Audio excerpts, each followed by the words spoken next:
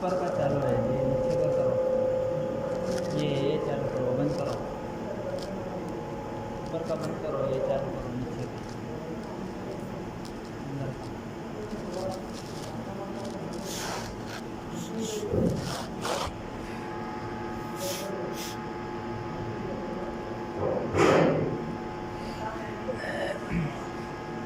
آ رہا جا رہا.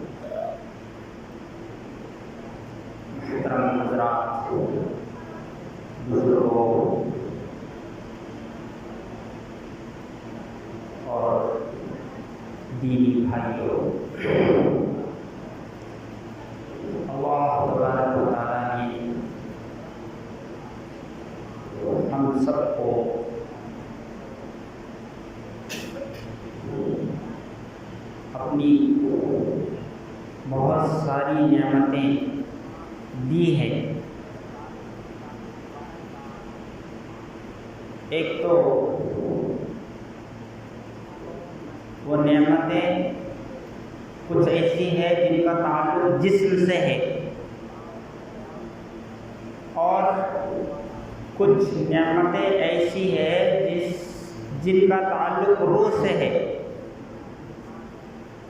نفس سے ہے،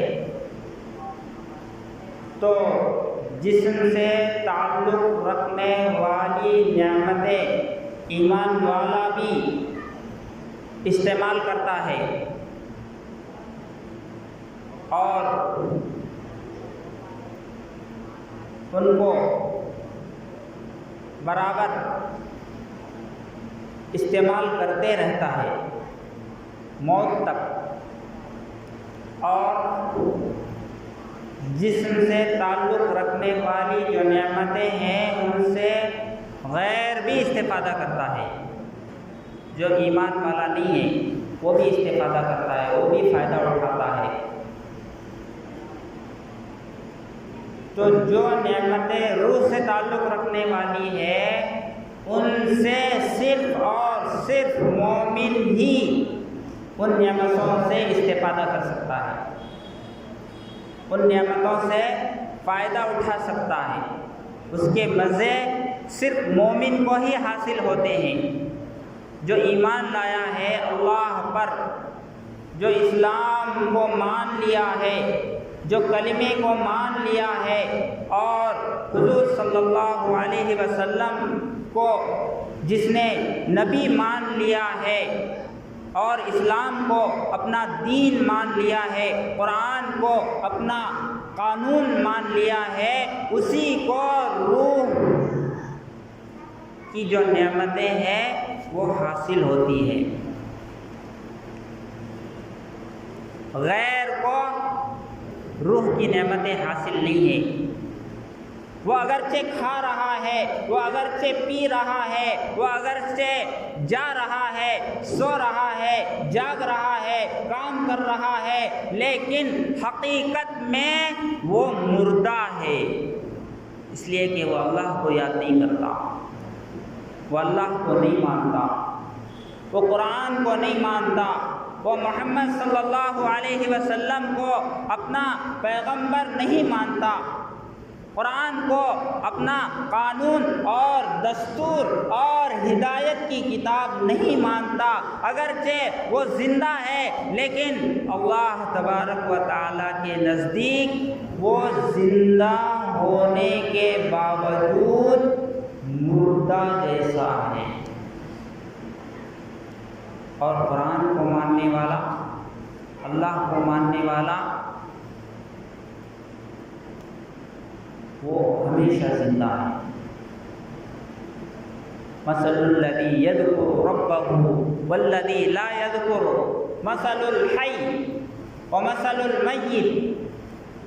جو اللہ کا ذکر کرتا ہے، جو اللہ کی بات مانتا ہے، جو اللہ سے ڈرتا ہے، جس کے دل میں اللہ کا ڈر ہے، آخرت کا خوف ہے، نبی کے طریقوں پر جو چلتا ہے وہ، اور جو ایمان والا نہیں ہے، جو اللہ کو یاد نہیں کرتا، جو نبی کو نہیں مانتا، دونوں کی مثال زندے اور مردے کسی ہے۔ اللہ کے رسول نے حدیث میں فرمایا ایک آدمی زندہ ہے، ایک آدمی مردہ ہے۔ تو اللہ تبارک و تعالیٰ نے ہم کو جسمانی نعمتیں بھی عطا فرمایا اور روحانی نعمتیں بھی عطا فرمایا، دونوں ہم کو دونوں نعمتیں حاصل ہے، کیونکہ روح کی نعمت جب تک اس کو نہیں ملے گی تو دنیا میں اس کا روح بے چین رہتا ہے۔ دنیا میں چاہے جتنے اس کے پاس راحت کے اور چین کے اسباب کتنے ہی کیوں نہ ہو، لیکن اگر روح کی غذا نہیں ملتی ہے تو وہ روح بے قرار رہتا ہے، بے چین رہتا ہے، حقیقی سکون اس کو نصیب نہیں ہو سکتا، حقیقی چین اس روح کو نصیب نہیں ہو سکتا۔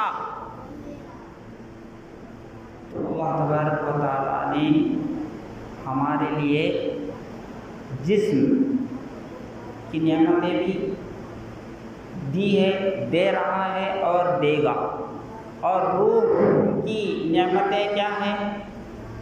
قرآن پڑھنے سے کیا ملتا ہے؟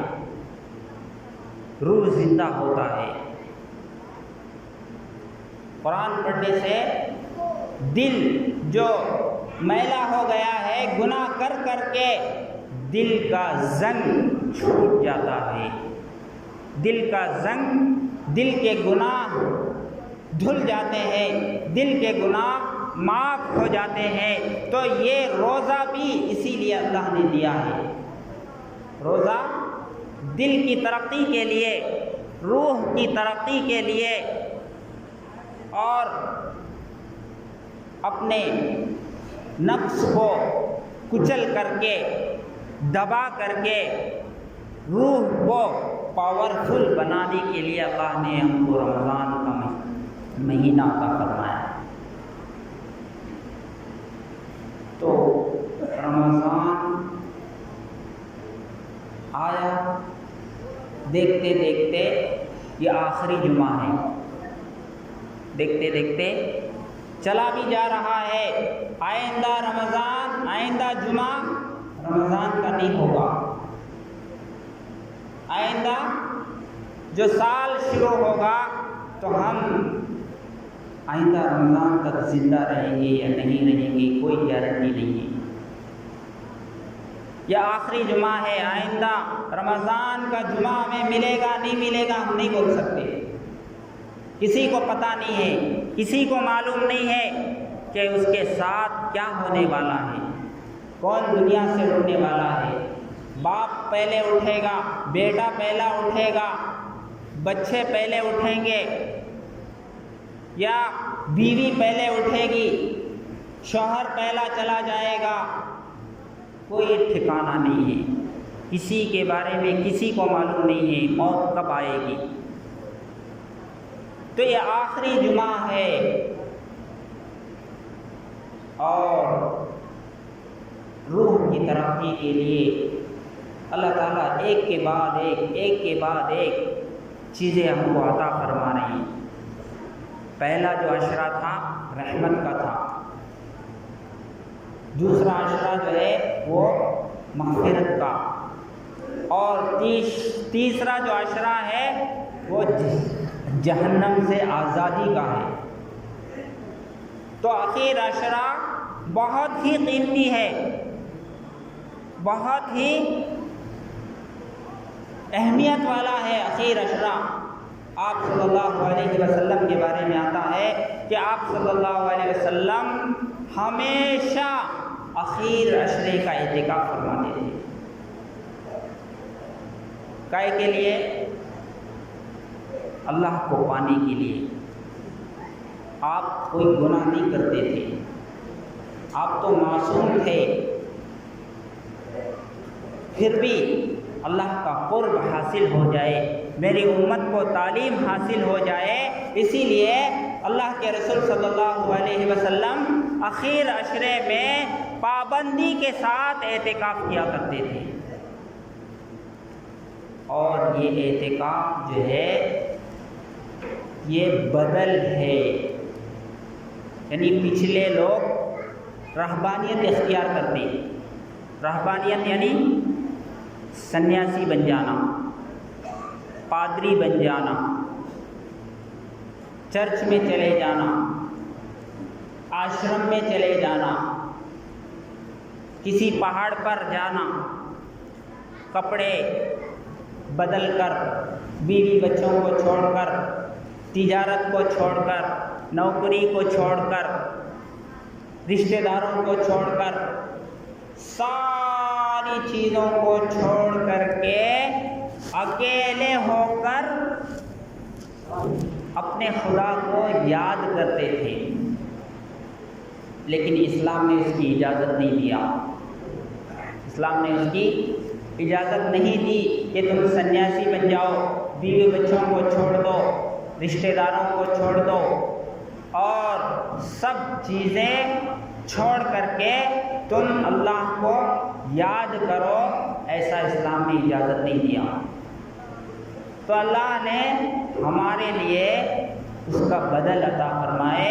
تم ادھر ادھر جانے کی ضرورت نہیں ہے، تمہیں جنگل میں جانے کی ضرورت نہیں ہے، تمہیں چرچ میں جانے کی ضرورت نہیں ہے، تمہیں آشرم میں جانے کی ضرورت نہیں ہے، بغیر چپل پہنے تمہیں مجاہدہ کرنے کی ضرورت نہیں ہے، تم میرے گھر کو آ جاؤ اور میرے گھر پر میرے در پر پڑ جاؤ تو میں تم کو مل جاؤں گا۔ تو پچھلے زمانے میں جو لوگ رہبانیت عطا کرتے تھے تو اللہ تبارک و تعالیٰ نے اسلام میں اس کو منع کیا اور بہترین شکل اعتکاف عطا فرمایا۔ اعتکاف کے ذریعے سے آدمی اللہ کے قریب ہو سکتا ہے۔ اعتکاف آپ نے دیکھا ہوگا کہ کوئی بھی آدمی یعنی محبت کرنے والا اپنے محبوب کو راضی کرنے کے لیے مختلف طریقے آزماتا ہے، طرح طرح کے طریقوں سے اپنے محبوب سے محبت کا اظہار کرتا ہے، الگ الگ طریقے سے۔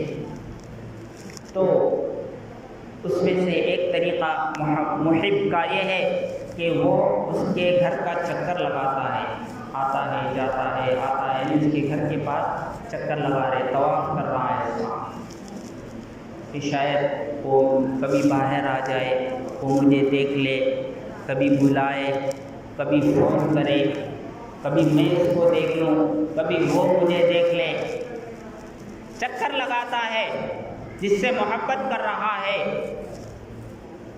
اور دوسرا طریقہ ہے محبوب کو خوش کرنے کا، اس کے اوپر مال خرچ کرتا ہے، گفٹ دے دیے، موبائل دلائے، یا جو ہے کپڑے دلائے، یا سونے کا ہار دلائے، یا بنگڑیاں دلائے، چپل دلائے، کسی طرح اس کو اپنی محبوب بنا لے، مال خرچ کرتا ہے محبت کے واسطے۔ دوسرا طریقہ ہے، پہلا طریقہ آنا جانا، دوسرا طریقہ مال خرچ کرنا، تیسرا طریقہ اپنے محبوب کو حاصل کرنے کے لیے بھوک اور پیاس کو برداشت کرتا ہے، بھوک اور پیاس کو برداشت کرتا ہے۔ جب تک تو بات نہیں کرے گی تو میں کھانا نہیں کھاؤں گا، جب تک تو کال نہیں کرے گی تو میں پانی نہیں پیوں گا، جب تک تو کال نہیں کرے گی، بات نہیں کرے گی، تو چہرہ نہیں دکھائے گی تو میں سوؤں گا نہیں۔ تو تیسرا طریقہ ہے بھوک کو برداشت کرتا ہے اپنے محبوب کی خاطر، پیاس کو برداشت کرتا ہے۔ چوتھا طریقہ ہے اس کے گھر پر جا کر کے بیٹھ جاتا ہے۔ چوتھا طریقہ اپنے محبوبہ کو حاصل کرنے کا، اس کے گھر پر جا کر کے بستر ڈال دیتا ہے۔ جب تک تو راضی نہیں ہوگی، جب تک تو مجھ سے محبت نہیں کرے گی، میں تیرے گھر کو چھوڑ کر جانے والا نہیں ہوں۔ تو یہ 4 طریقے سے آدمی اپنی محبوبہ کو، اپنے محبوب کو اپنے قریب کرنے کے لیے آزماتا ہے۔ تو ٹھیک اسی طریقے سے ایک مومن اللہ کو راضی کرنے کے لیے جو 5 وقت نماز کے لیے آ رہا ہے، جا رہا ہے، آ رہا ہے، جا رہا ہے، تو یہ بالکل اسی طرح ہے جیسے وہ اپنے عاشقہ کے گھر کا طواف کر رہا ہے، چکر کاٹ رہا ہے، اس سے راضی نہیں ہوا تو مال خرچ کرنا۔ تو مال کیا ہے؟ رمضان میں زکوٰۃ دیا جاتا ہے، اپنے محبوب کو راضی کرنے کے لیے صدقہ فطر غریبوں میں تقسیم کرتا ہے۔ تو جیسے وہ عورت کو راضی کرنے کے لیے مال خرچ کرتا ہے، ایسے ہی ایک مومن جو ہے اللہ کو راضی کرنے کے لیے زکوٰۃ ادا کرتا ہے، مال خرچ کرتا ہے، غریبوں پر لٹاتا ہے، روزے داروں کو کھلاتا ہے، بیواؤں پر خرچ کرتا ہے، غریبوں پر خرچ کرتا ہے، اور صدقہ خیرات اپنے ہاتھ کو کھلا کر دیتا ہے رمضان کے مہینے میں، اللہ راضی ہو جائے۔ تو تیسرا طریقہ کیا ہے؟ ایک تو چکر لگانا، دوسرا مال خرچ کرنا، تیسرا طریقہ ہے بھوک اور پیاس کو برداشت کرنا۔ تو جیسے وہ بھوک اور پیاس عورت کے لیے برداشت کر رہا ہے، ایسے ہی ایک مومن جو ہے وہ رمضان کے مہینے میں اللہ کے حکم کی وجہ سے بھوک کو بھی برداشت کر رہا ہے، پیاس کو بھی برداشت کر رہا ہے، نیند کو بھی برداشت کر رہا ہے۔ سحری میں اٹھتے نہیں لیکن اللہ کے لیے اٹھ رہا ہے۔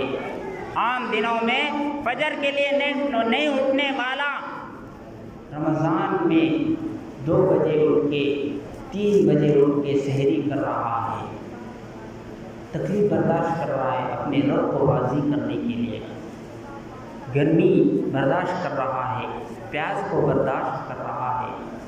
اور چوتھا طریقہ، جیسے اس کے گھر پر جا کر پڑ جاتا ہے، ایسے ہی ایک مومن جو ہے اس سے بھی راضی نہیں ہوا تو اعتکاف کی شکل میں اللہ کے گھر میں آ کے پڑ جاتا ہے، اے اللہ جب تک تو راضی نہیں ہوگا میں تیرے گھر سے نہیں نکلوں گا۔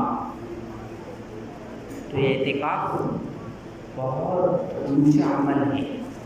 حضور صلی اللہ علیہ وسلم نے ارشاد فرمایا کہ جو شخص اللہ کے لیے ایک دن کا اعتکاف کرتا ہے تو اللہ تبارک و تعالیٰ اس کے اور جہنم کے درمیان 3 خندق بنا دیتے ہیں، پیدا کر دیتے ہیں۔ یعنی خندق یعنی گھڑا، بہت بڑا گھڑا، اور ایک خندق، ایک گھڑا جو ہے وہ زمین اور آسمان کے درمیان جتنا خالی جگہ ہے اتنا لمبا ہوتا ہے۔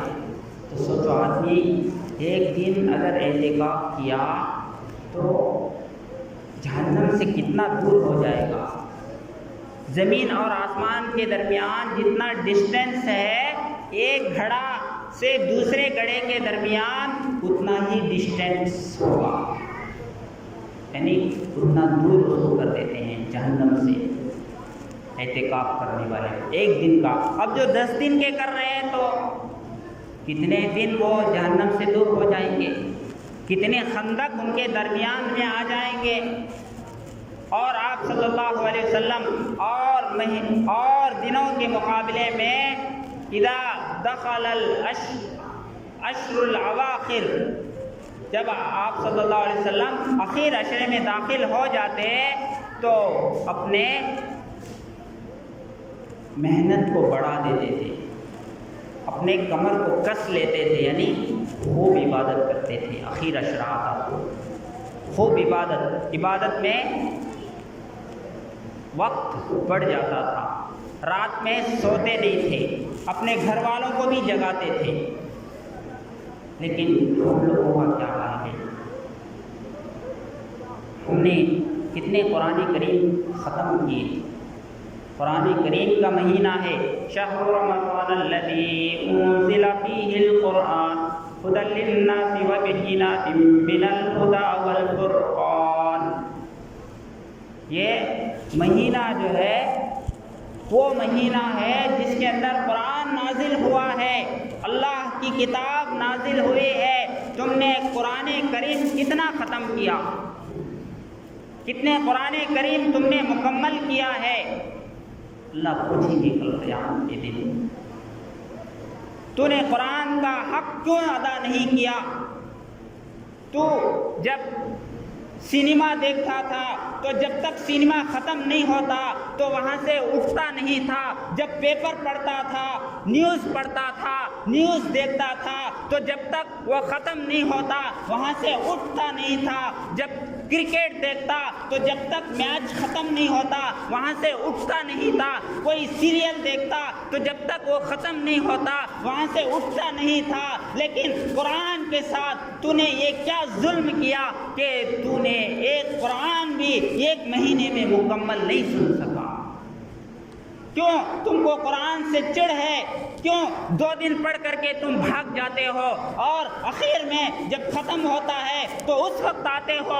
اور سنیما کے ساتھ تم کو اتنا محبت ہے کہ لاسٹ تک اس کو دیکھے بغیر تم وہاں سے ہٹتے نہیں ہو، اور میرا قرآن کے ساتھ تمہارا معاملہ یہ ہے کہ تم 2 دن پڑھ کر کے بھاگ جاتے ہو۔ کیا میرا قرآن وہ سنیما سے بھی بدتر ہے؟ کیا میرا قرآن کرکٹ سے بھی بدتر ہے؟ کیا میرا قرآن سیریل سے بھی بدتر ہے؟ کیا میرا قرآن گیم سے بدتر ہے؟ پوچھیں گے اللہ تبارک و تعالیٰ قیامت کے دن، تو نے قرآن کا حق کیوں ادا نہیں کیا؟ کتنے لوگ نماز تراویح پڑھ رہے ہیں، کون پڑھے گا؟ اللہ تبارک و تعالیٰ پوچھیں گے قیامت کے دن، کتنے قرآن کریم تو نے سنا ہے؟ گانے تم نے ہزاروں سنا ہوگا، قرآن کریم کیوں نہیں سنا؟ سال میں 1 مرتبہ میں نے سننے کے لیے کہا ہے، میں چاہتا تو پورا سال ہر مہینہ ایک قرآن لازم کر دیتا، لیکن میں نے ایسا نہیں کیا، صرف 1 مہینہ سننے کے لیے کہا تھا، لیکن اس کا بھی تو نے حق ادا نہیں کیا۔ 1 مہینہ میں نے قرآن کے لیے خاص کر دیا تھا، کاش کہ تو اس کو تلاوت کرتا تو تیرا ایمان بڑھ جاتا، تیرا ایمان تازہ ہو جاتا، لیکن قرآن سے کتنے لوگ غافل ہیں، رمضان سے کتنے لوگ غافل ہیں۔ رمضان میں سنیما دیکھا جا رہا ہے، رمضان میں برابر گھر میں ٹی وی چل رہی ہے، گانے چل رہے ہیں، رمضان کا احترام نہیں ہے۔ حالانکہ رمضان میں تو اپنے ٹی وی کو برقع پہنانا چاہیے، عورتوں کو تم نہیں پہناتے ہو، نہ پہناؤ، کم سے کم رمضان میں تو ٹی وی کو برقع پہنا دیتے، بند کر کے رکھ دیتے، لیکن ٹی وی سے اتنی محبت ہو گئی ہے کہ وہ بند نہیں ہو سکتا، وہ خراب ہو جائے تو اس کو صحیح کرائیں گے، جب تک وہ صحیح نہیں ہوگا دل بے چین رہے گا۔ اور قرآن گھر میں کئی دنوں سے طاق میں بند رکھا ہوا ہے، کبھی اس کو اٹھا کر کھولنے کی توفیق نہیں ہوتی۔ نیوز پیپر آندھرا جوتی روز پڑھیں گے، لیکن اللہ کا قرآن نہیں پڑھیں گے، یاسین نہیں پڑھیں گے، سورہ واقعہ نہیں پڑھیں گے، سورہ ملک نہیں پڑھیں گے، ہم نہیں پڑھیں گے تو کون پڑھے گا؟ تو قرآن یہ اللہ کی کتاب ہے، جس نے قرآن کو اپنے سینے سے لگایا، اللہ تبارک و تعالیٰ نے ان کو دنیا میں عزت عطا کیا ہے، اور جس نے قرآن کو چھوڑ دیا ہے، پڑھنا چھوڑ دیا ہے، سیکھنا چھوڑ دیا ہے، اس پر عمل کرنا چھوڑ دیا ہے، تو اللہ تبارک و تعالیٰ نے ایسی قوم کو، ایسے لوگوں کو ذلیل اور رسوا کیا ہے۔ تو اب قرآن بھی ختم ہو رہا ہے، قرآن ختم ہو رہا ہے، کل مکمل ہو جائے گا تو آ جائیں گے، جیسا کہ ان کو بہت بڑا تیر مارے ہیں، پورا مہینہ قرآن سنتے تو اللہ تبارک و تعالیٰ رات کے گناہوں کو معاف کرتے۔ روزہ جو ہے دن بھر رکھو گے تو دن کے گناہ معاف کروں گا، اور رات میں قرآن پورا مہینہ سنو گے تراویح کے اندر تو رات کے گناہوں کو معاف کروں گا۔ لیکن کتنے لوگ تراویح پڑھے، کتنے لوگ روزہ رکھ رہے ہیں، معمولی بہانے بنا کر روزے کو کھا گئے۔ اس لیے اب جو دن بچے ہیں اس میں تو کم سے کم ہمیں رمضان کی قدر کرنا چاہیے، اس میں نمازوں کا اہتمام کرنا چاہیے، اور اللہ کی کلام سے محبت کرنا چاہیے، سیکھنا چاہیے، اپنے بچوں کو سکھانا چاہیے۔ اللہ تبارک و تعالیٰ عمل کرنے کی توفیق عطا فرمائے۔ وآخر دعوانا ان الحمد للہ رب العالمین۔